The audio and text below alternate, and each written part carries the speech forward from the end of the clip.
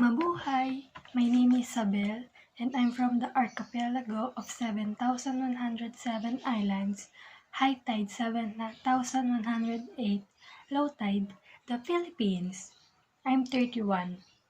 I'm just kidding. I'm 41. I just wanted to see if you'll believe me because my friend they asked me, Isabel, what's your secret for looking so young? And I tell them, Hay naku, Inday. It's all about moisturizing. That's why I use Dove. Because you're more beautiful than you think. There are so many Doves, but my favorite is Dove pomegranate. It smells so good. In Manila, I didn't even know what a pomegranate was. The first time I saw one here in Canada, I said, oh my, all those seeds. So hard to eat. That's why I just put it on my face. So I've been living here in Vancouver for 8 years now. First 2 years as live-in caregiver for the Choi family. After staying with the Choi's, I got an open work permit so I opened the door of my life. I told myself, this is it, Isabel. This is your chance to find new opportunities. And when I was young, I always said, I want to be on Broadway. So I got a job here in Tim Horton near the train station on Broadway. After another 2 years, I got my permanent resident. And of course, I tried to get my family here right away. But that took another 2 years. So much paperwork and plane ticket aren't cheap. I haven't gone home to Manila for 6 years. But who cares about that city? They don't film movies, they're like 50 Shades of Grey, unless you're talking about pollution. Anyway, last year, my son Miguel moved here to be with me. He's 15 now. He was barely 7 when I left Manila, but now he's here. My son is here after all these years of waiting. This is all that matters. Hey Sap, Miguel here. Been in Vancouver for over a year. What's that? Oh yeah, Vancouver is okay, I guess. Pretty different. Well, very different. Stuff here is crazy expensive. Like 100 times more than in Manila. You stay in this basement suite on 43rd and Fraser. Actually, I don't know why they call it suite when there's nothing sweet about it. Freezing during winter and I can't play my music because Mr. Rajagopal upstairs complained it's too loud. It's nothing like the place we had in Manila where we had real windows that overlook the street. Now the street overlook us. Basta next year, I'm turning 16 na and I can't wait to get a job. I'm gonna get one at time is earn shitload of money and get out of this dump. Yeah, that's all that matters. Sometimes I wake up in the morning when it's still dark outside. I look at the white beams of the ceiling and I say to myself, where I am. How did I get here?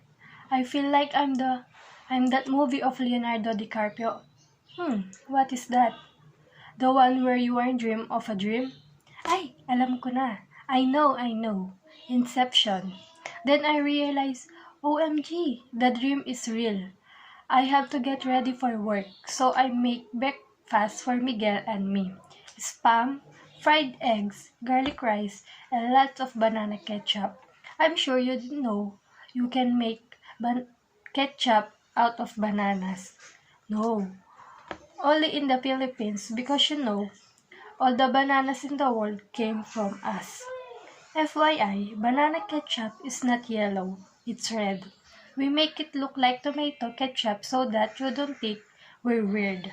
In Manila, spam is not cheap. We only eat it on Sunday before going to church. Now I tell my friends back home, you know what, Inday? In Canada, we eat spam every day.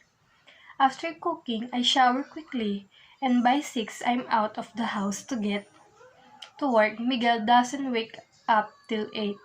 Hay naku, actually, I don't know what time that boy goes to bed. I have a second job at a grocery on Broadway, and I'm there until 10 p.m. By the time I get home, Miguel's in the bedroom with his phones on. He always says he's doing his homework, but I think he's just watching videos. But what can I do? Teenagers these days. Sometimes I want to go into his room and just ask him, "How was your day, anak? How's school?" After a whole day of speaking in English, "How would you like your coffee? Two creams and sugar, eh? Would you like a plastic bag?" After a whole day of all that nonsense, I like to come home and hear her voice, to speak to me in Tagalog, so that so that I could be home again. I got home after school yesterday and I was starving. I opened the fridge, bagels and tuna salad, and leftover spam. I hate tuna salad. I'm sick of bagels. I want rice and sinigang or adobo or caldereta, but Inay can only cook these dishes on Sunday, her day off. She'd make a whole pot, and we'd eat the whole week, but today is Thursday, and there's none left. That's what the tuna salad is for. Back in Manila when I lived at my lola's, my grandmother, every night we would have at least 3 dishes. My lola loved to cook. My cousin Julian and Susan and Uncle Alex lived there too. Julian is a year older than me, and Susan as I think 8. Anyway, Uncle Alex works at call center, graveyard shift. He's customer service representative for Telus.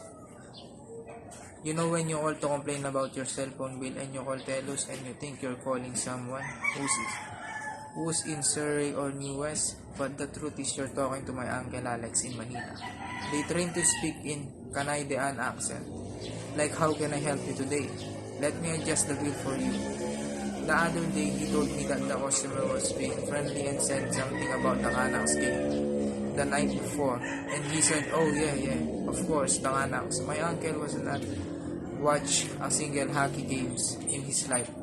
If he saw a punk, he'd think it was a paperweight. Uncle Alex has a dinner with us before he leaves for work. It always be so noisy around the dining table. We'd be talking about our day, joking around, and Lola would keep on topping up our plate with food. Man, I'm hungry. Now I go home to our suit, and all I have is tuna salad and the TV. I don't know any of this neighbor, so I spend the rest of the evening playing GTA. And the best part is the Inay got me this kick-ass headphone last Christmas so that Mr. Rajagova upstairs will not stop complaining about noise. So that means I could play until 2 in the morning, completely undetected. Yup, that's how it works. Yesterday, I had a really bad episode at work. I had a very little sleep at night because I did the laundry and there was just so much to wash. Anyways, there was this woman who ordered a dozen donuts and mixed up her order and gave her stones instead. If you ask me, I was doing her a favor by not giving her those donuts. Really? Anyway, she had to walk back several blocks with her little daughter to tell me I made a mistake. Of course, I kept on saying, "Sorry, sorry, sorry." She wasn't rude or anything. In fact, when I handed her the donuts, she smiled and apologized again. But then, when we started to head out, she turned to her daughter and said, "This is why you have to study hard, my love, because otherwise you'll end up just like her." I froze. Just like her? The words echoed in my head the whole day. As I served this sausage biscuit and maple donuts and whipped cans of beans and corn, and handed out plastic bag just like her, what those is meant to be just like me. When I got home, all I wanted was to see Miguel, to hear his voice. I wanted to find in his face some sign that I've made the right choices. That I've been a good mother. That wasn't just like her. I knocked on his door. "Miguel, anak," but he was asleep. Could not sleep last night. It's exactly a year today since I last saw Itay, my father. I wonder how is he. if he thinks of me sometimes when I was living with my lola and when I was here in Canada. My father worked in Cavite 40 kilometers away from my lola's place. He had a sales job there, and because traffic is really bad, he rented a room in Cavite and left me with my lola. He would go see me on Saturday and sometimes he'd stay till Sunday. I remember he used to say, "Don't worry anak, we'll see your inay soon, just wait." And next thing you know, he'll be playing the snow and eating spaghetti and meatballs every day, every night. I would wait for the phone to ring, for inay to call and say, "Miguel, come to Canada tomorrow." But as the years went by, and as I waited for the particular phone call, I began to see less and less for my father as well. At first, he'd say he had to work overtime, but they need him to work Saturdays. Sometimes it because of the traffic, but even if he did not come, I knew that just like me, he waited for Inay too. Roberto, I can wait for the time when my blood doesn't boil every time I think of that son of bitch. Oh, I'm sorry, I'm allowed to say that here.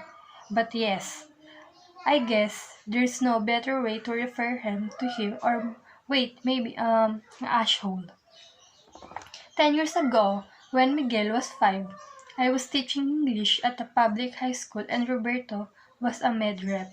You know, a salesperson for pharmaceuticals. He'd go to the doctors and talks about this new wonder drug and how it will cure everything from migraines to acne. Anyway, we realized at one point that no matter how hard we work, what we are earning would never be enough to send Miguel to a good university or to buy a house. Our neighbor Pasing had a cousin who went to Canada through the live-in caregiver program. And Pasing told us how their whole family go to Canada and find jobs. And that life was good, so I thought to myself, maybe I could do this. Yes, I love teaching, but I want to give my kid good future. And in Manila, a teaching salary will never be enough. At first, Roberto didn't like the idea. Nakakahiya, he would say. It's embarrassing, what would the neighbors say? A teaching going abroad to be a caregiver in someone's house? I told him, Roberto, there's no space for hiya here. If we want to build this family, we'll have to let go of shame. We just need to do what must be done. I know, I really should do my homework, but who cares about that? Even if you don't get asked, you're still a winner here in Canada din ba? University is just for rich people anyway. The other day, Miss Nelson, that's my science teacher, asked me something about the migration of swallows, and I read about it and shit, but I could not speak up. I guess you could say I just kinda worried, that they might laugh again, the way they did a couple of months back when I said Shawnee instead of Shawnee. I don't know why, but I could never get that right. You know, in Shaughnessy, when I was working for the Choice, I got paid $8 an hour. They took out $325 each month for room and board, and that left me with around $900. I could keep $150 to pay for my phone, my shampoo and my cards, my Dove pomegranate, and some money for going out of my days off. The rest I would send home for Miguel's schools and living expenses. I was happy to earn more than twice I was earning in Manila. But of course, I was so homesick. I miss my family, gossiping with my friends. I miss being a teacher. At first, I would call Roberto every week on Saturday, when he Miguel were together. But then sometimes, Roberto could go to Manila and to save money. I called every other week, then it became once a month. Every night before going to bed, I will look at our family picture from the last Christmas I spent in Manila. And I think about happy we are. Ay, ano ba, Isabel? What's a little homesickness? This is for your family. This is for Miguel. When my mom finally got the family visa for us to come over, we had to wait another year to get the money ready for our tickets and stuff. Things were kinda okay the first couple of months we were here. Everything was so new and different. Snow, putin, Japadog. As the weather got colder and colder too, temperature at home got hotter and hotter. Inay and Itay start fighting a lot and it was always about money. I could never hear everything at the start because they used to fight in their room. Then later, they'd fight in the living room. And by then, my headphones already my best friend. Once morning I woke up and went to get some juice in the kitchen. I saw that things were missing. The TV, the microwave. I ran to my parents' room to tell them, Inay, Itay, we've been robbed. Call 911. But all I found was Inay sitting at the foot of the bed, crying. The closet was open and my father's clothes were gone. Haven't seen him since. The moment I saw them at the airport, I ran and I hugged Miguel so tight and I think he could breathe. I was afraid people would call 911 and report me for child abuse. I hugged Roberto and then we headed for the SkyTrain with all the luggage and sat in front. While he and Miguel were looking outside the window to see what Vancouver was like, I remember looking at my son, then him, this man, my husband. The mole on his right cheek, mustache. His pointy ears, I recognized all of this, but then I realized that there was also part of him I didn't recognize anymore. And although I could put my fingers on it, I knew something had changed. Things change so much here. The weather, the seasons. One day you're at your lola's where it's always sunny and you have so much fun. Next thing you're in a city, trapped in the basement, and it just keeps raining. Your voice changes, your body changes, and you feel just like a pancake at Idaho. Your whole world flip upside down. So, of course, I took them downtown and I showed them Gastown, Yellowtown, and my personal favorite, Metrotown. Everything was new and exciting at first. But then things changed when Roberto, no matter how hard he tried, could find a job. He didn't want to do something like Tim Hortons. He thought it was beneath him. I told him, but this is how it works here. You need Canadian experience. Nakakahiya. He'd say, and he'd always end up fighting. Because of my two jobs, I hardly got to see both of them. I'd be so executed when I got home. Many times Roberto would go 5 blocks away to the house of Kiko, who also from the same hometown. Kiko lived with his wife, 2 kids, his sister-in-law, and a cousin. And Roberto would go there practically every day so that they could talk about life back in the Philippines and how every day was a fiesta. Kami naman, the only time we had a family was my day off on Sunday when we went to church. And that's when I to pray to the Blessed Virgin Mary to knock someone sent into my husband's hands. Otherwise, I'll knock his head with something harder. Anyway, one night, this was like a year ago, he came bank drunk as led him bed and drew closer to him. I smelled something on his neck, and it was the smell of the pomegranate. I know every fragrance of shampoo, lotion, and laundry soap in this house, and I knew this was none of them. Roberto, sabihin mo sa akin ang totoo. Tell me the truth. He broke down and cried. He'd been having an affair with the sister-in-law of Kiko for the past 3 months. At that moment, I could think straight. All of these years working here in Canada, giving up my hiya to care for him, for our son. This is how he repays me. Lumayas ka dito, leave us, don't ever come back. He took his clothes and some of our stuff and then he left. It's all her fault. Why I left? She's always Roberto. You have to do this, Roberto. Why don't you do that? She's the same way with me, and she drive me nuts. Miguel, study hard. Do the dishes. Just eat your tuna salad and stop complaining. In Manila, I never had to do the dishes. Lola would always take me to school. Here Inay keeps on saying, tandaan mo anak, school is important. but she never helps me with my homework. She doesn't even find the time to attend the parents-teacher meeting, and I feel I'm only kid in school whose parents never showed up. When she gets home, she's so tired. How can I give up a whole shift just to be able to attend a meeting at your school?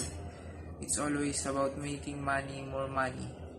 It's for you, anak, for the future. But what about me now? What about my life now?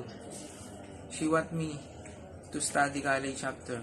But what use is college anyway? She graduated from university in Manila. She was a teacher. Now she makes sandwich and works at grocery. What's a degree for? School is such a waste of time. Basta next year, when I'm 16, I'm gonna find a job and make my own money so that I don't have to hear her say, money doesn't grow. Tris Miguel.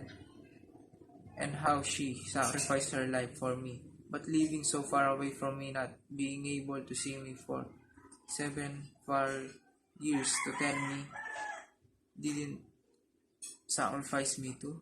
Sacrificio, sacrifice. This is what it's all about, right? Blessed are the poor, for theirs in the kingdom of heaven.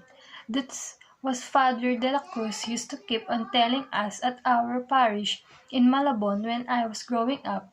I had this image of heaven in my head. Everything was gold, the walls, the curtains, and there will be food everywhere. And snow, the angels will be flying around and will be dressed in white. So even when my parents could feed their 7 kids and he would go sleep hungry, and I thought that's okay in heaven. And all the fried chicken I want with all the banana ketchup money can buy. All I need is to wait. And so when I thought coming to Canada, I thought what a few years of sacrifice. I could do it for a better life for my son. The night before I left for Canada, when Miguel was about to go to bed, I held him in my arms. Anak, tomorrow, Inay is going somewhere, okay? Where, Inay? To the place called Canada. What will you do there? I'm going to find us a new house where everything is gold, with lots of food and where we can they have snow. Wow, I want to go with you, Inay. Not yet, anak. I have to go there first and then you follow, okay? He nodded and fell asleep. While he lay there, I looked at my son's face, his eyes, his cheek, and then I knew that tomorrow, if he saw me crying when I left, he will cry too, and I will be able to leave. So the next day, before we woke up, I kissed him on the forehead, and then I took my bags and left. I was crying all the way to the airport. I was crying on the plane. Sometimes I feel haven't stopped crying since. Sometimes I feel this when I start remembering things so clearly. That morning when I left, I remember waking with white beams of the sailing blowing down on me. I remember my dream. I was in this beautiful place with bag, golden houses and snow. That must be Canada. That's where Inay said she was going. I was so excited. I ran to the kitchen to tell her, I saw it, Inay, I saw Canada. But she was not in the kitchen, and instead found my grandmother. Where is Inay, Lola? I want to go with her to Canada. Lola bent down and held my hand. Miguel, your Inay has left. Left? Where? Aren't we going with her? No, Canada is very far away. This morning your Tay took her to the airport. To the airport? Why didn't they take me? Oh, they don't allow kids at the airport. Why didn't she say goodbye? You were still asleep and she did not want to wake you. But when will I see her? I remember the tears were already streaming down my cheeks. I want to wake you. And all that Lola said was, so Miguel, you'll see her soon. Soon, anak, soon. I promise you, life will be better for you, for both of us, soon. That time my mother left, when we were 7, soon began days, weeks, months. At 7, I realized a very painful truth. My mother had abandoned me. And as the years went by, and her image began to fade, I could no longer remember what it was like. The way she touched my cheeks, the feel of her hands. Sure, she sent me home money, sent me toy and chocolates, Sure, there were phone calls and pictures, but you can hug a phone call. And pictures, but you can hug a phone call, can you? And a picture can tell you that everything will be alright. Inay, all these years I've been waiting. Tell me please, tell me when does soon begin. Hi, I'm Roberto, Isabel's husband. It's been a year when I left my wife and my son Miguel. It hurts me a lot, but it's Isabel's decision. And I was wrong on that time because I cheated on her. It's my intention to cheat to her, but I have so many problems. That's why I do that thing. Here in Canada, she wants me to work, but all the company is not accepting me, and some point I've been nahihiya because I don't know how to work in Canada. I don't know what the Canadian people attitude, but Isabel is right. There are so many opportunities in Canada, but my pride hit me first. That's my I regret to leave her. When I meet Kiko in that day, I'm so relieved because I will have to talk someone know my language. Kiko is living with her wife, two kids, sister-in-law, and a cousin. So I go there in their house every day. So we will talk about life in the Philippines. After a few weeks, going to the house of Kiko, me and her sister having an affair, it almost a month now. And I know it was wrong, but my wife is always in his work. Work here, work there, work everywhere. She doesn't time to cook a nice breakfast. It's always rice, egg, hot dogs, spam, and etc. And even time for Miguel, she doesn't have, so that's why I do such things that will provide my needs, and I see it on their sister-in-law of Kiko. After 3 months, Isabel know that I'm cheating with her because when I got home that day, I was so drunk. And that day, I was with Kiko's sister-in-law.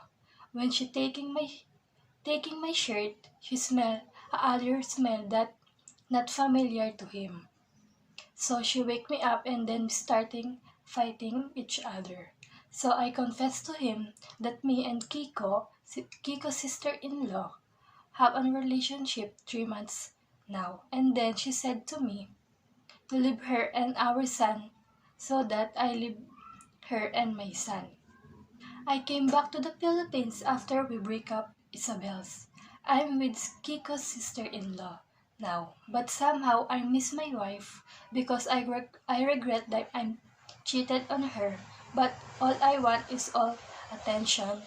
But didn't give that, so I live with Kiko's sister-in-law.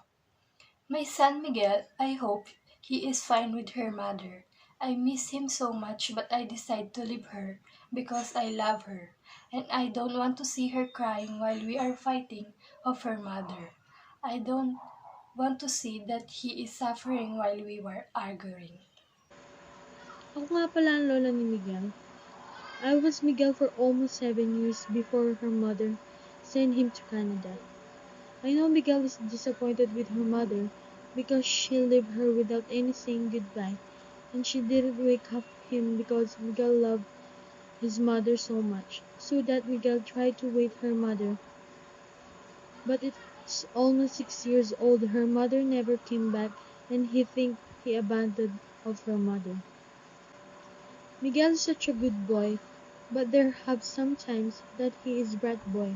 He always say that I want to see mom, and always say your mom is working for your future, so give her some time.